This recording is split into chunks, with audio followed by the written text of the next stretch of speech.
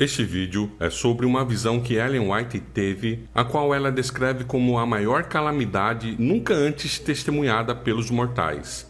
No entanto, queremos lembrar que os vídeos apresentados neste canal têm por objetivo alertar e orientar as pessoas quanto aos eventos futuros que estão previstos nas profecias da Bíblia. Em nenhum momento é nossa intenção propagar terror, pavor. Pelo contrário, nós falamos de conforto, de fé, de paz e esperança para o coração humano. Nossa pregação é da Bíblia, e a despeito dos eventos que estão para acontecer, nada temos que temer. E você não tenha temor, não temas o futuro, mas levante sua cabeça e dê glórias a Deus, porque nossa redenção está cada vez mais próxima. Por isso, fortalecei vós as mãos fracas e firmai os joelhos frágeis. Dizei àqueles que têm um coração medroso: sejam fortes, não temam. Eis que seu Deus virá com vingança. Precisamente, Deus com uma retribuição. Ele virá e vos salvará. Então os olhos do cego serão abertos e os ouvidos do surdo desobstruídos. Então o homem aleijado saltará como um cervo, e a língua do mudo cantará, porque no ermo as águas surgirão, e córregos no deserto. E o chão ressecado tornar-se-á em lagoa, e a terra sedenta ribeiros de água. Na habitação de chacais, onde cada um repousa, estarão pastos com canas e juncos. E uma estrada estará lá, e um caminho, e isto será chamado o caminho de santidade. O impuro não passará por ele, porém ele será para esses. Os caminhantes, por insensatos que sejam, não se extraviarão. Nenhum leão estará lá, nem qualquer animal faminto subirá por ele. Ele não será encontrado lá. Porém, os redimidos caminharão por ele, e os resgatados do Senhor retornarão, e virão a Sião com canções e eterna alegria sobre suas cabeças. Eles obterão alegria e júbilo, e a tristeza e o lamento sumirão. Vi na terra maior aflição do que nunca antes testemunhamos. Ouvi gemidos e gritos de aflição, e vi grandes grupos em diligente batalha, o retinir das armas, a luta corpo a corpo, e os gemidos e orações dos moribundos. O campo estava coberto de feridos e cadáveres. Vi famílias desoladas, em desespero e opressiva necessidade em muitas habitações. Mesmo agora, muitas famílias estão sofrendo privações, mas isso aumentará. O rosto de muitos estava abatido, pálido e desfigurado pela fome. Vi que o povo de Deus deve estar estreitamente unido pelos laços da comunhão e do amor cristãos. Unicamente Deus pode ser nosso escudo e fortaleza nesse tempo de calamidades nacionais. O povo de Deus deve despertar. Suas oportunidades de disseminar a verdade devem ser mais bem aproveitadas, pois não durarão muito tempo. Foram-me mostradas aflições, perplexidade e fome na terra. Satanás está agora procurando manter o povo de Deus em um estado de inatividade para impedi-los de desempenhar sua parte na propagação da verdade, a fim de que sejam, afinal, pesados na balança e encontrados em falta. O povo de Deus deve acatar as advertências e discernir os sinais dos tempos. Os sinais da vinda de Cristo são claros demais para deles se duvidar. E em vistas dessas coisas, todo aquele que professa a verdade deve ser um propagador vivo. Deus chama a todos, tanto os pregadores quanto o povo, para que despertem. Todo o céu está alerta.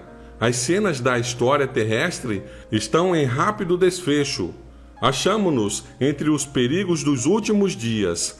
Maiores perigos se encontram diante de nós, e ainda não estamos despertos. Essa falta de atividade e fervor na causa de Deus é terrível. Esse mortal torpor vem de Satanás. Ele controla a mente dos não consagrados observadores do sábado, levando-os a terem inveja uns dos outros, a criticar, a serem reprovadores. É sua obra especial dividir os corações para que a influência, a força e o trabalho dos servos de Deus se mantenham entre não consagrados observadores do sábado, e seu precioso tempo seja ocupado em ajustar pequenos desentendimentos quando devia ser empregado em proclamar a verdade aos incrédulos. Foi-me mostrado o povo de Deus esperando que ocorresse alguma mudança, que um compulsivo poder deles se apoderasse, mas ficarão decepcionados, pois estão em erro. Precisam agir, precisam lançar por si mesmos mãos ao trabalho e clamar fervorosamente a Deus por um genuíno conhecimento de si próprios.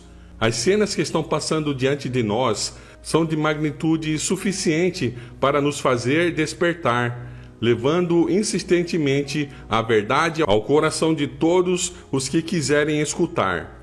A seara da terra está quase madura.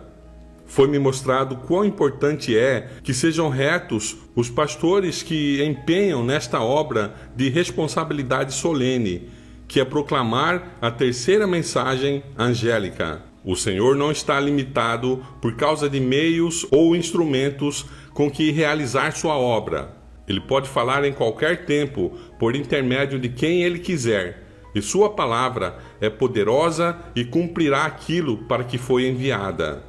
Mas, se a verdade não tiver santificado, tornado puros e limpos as mãos e o coração daquele que ministra nas coisas santas, ele é capaz de falar segundo a própria e imperfeita experiência. E quando ele fala de si mesmo, segundo as decisões do próprio juízo não santificado, o conselho que dele procede então não é de Deus, mas dele próprio. Como o que é chamado por Deus é chamado para ser santo, assim, aquele que é aprovado e separado dentre os homens deve dar testemunho de sua santa vocação e mostrar por suas palavras e conduta que é fiel àquele que o chamou. Terríveis ais aguardam os que pregam a verdade, mas não são por ela santificados. E também os que consentem em receber e manter os não santificados, para lhes ministrar por palavra e doutrina. Sinto-me alarmada pelo povo de Deus, o qual professa crer em solene e importante verdade, pois sei que muitos deles não estão convertidos nem santificados por ela. Os homens podem ouvir e reconhecer toda a verdade, sem conhecer nada do poder da piedade. Nem todos os que pregam a verdade serão salvos por ela. Disse o anjo: purificai-vos, vós que levais os utensílios do Senhor. Isaías 52, 11. É chegado o tempo em que os que escolhem ao Senhor como sua presente e futura porção devem confiar unicamente nele. Todos quantos professam piedade devem possuir uma experiência individual. O anjo relator está fazendo um registro fiel das palavras e atos do povo de Deus. Os anjos estão observando o desenvolvimento do caráter e pesando o valor moral. Os que professam crer na verdade devem ser, eles mesmos, justos e exercer toda a sua influência para esclarecer e ganhar outros para a verdade. Suas palavras e obras são o meio pelo qual são transmitidos ao mundo os puros princípios da verdade e da santidade. Eles são o sal da terra e sua luz. Vi que, olhando rumo ao céu, veremos luz e paz. Olhando, porém, para o mundo, verificaremos que todo refúgio nos há de faltar em breve, e todo o bem brevemente passará. Não há para nós socorro, senão em Deus. Neste estado de confusão da terra, só nos é possível estar serenos, fortes ou seguros no poder de uma fé viva. Não podemos estar em paz a não ser que descansemos em Deus e esperemos em sua salvação. Incide sobre nós maior luz do que brilhou sobre nossos pais. Não podemos ser aceitos ou honrados por Deus prestando o mesmo serviço ou fazendo as mesmas obras que nossos pais. A fim de ser aceitos e abençoados por Deus, como eles foram, precisamos imitar sua fidelidade e seu zelo. aperfeiçoar nossa luz como eles aperfeiçoaram a deles, e fazer como eles teriam feito se vivessem em nossos dias. Devemos viver segundo a luz que brilha sobre nós. Do contrário, essa luz se tornará em trevas. Deus requer de nós que manifestemos ao mundo, no caráter e nas obras, a medida do espírito de união e unidade proporcional às sagradas verdades que professamos e ao espírito das profecias que estão se cumprindo nestes últimos dias.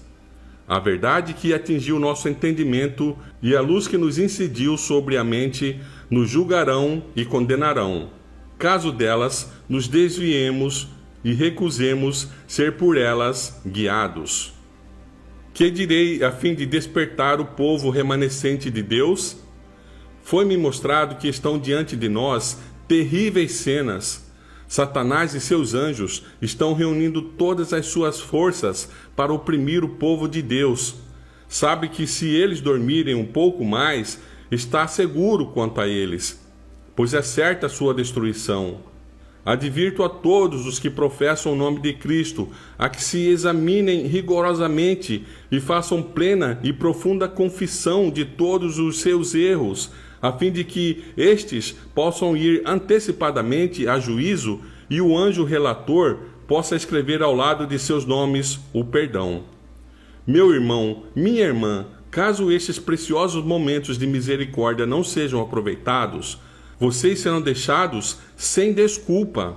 Se não fizerem um esforço especial para despertar, se não manifestarem zelo em arrepender-se, esses áureos momentos em breve passarão, e vocês serão pesados na balança e achados em falta. Então, de nada aproveitarão seus brados de angústia.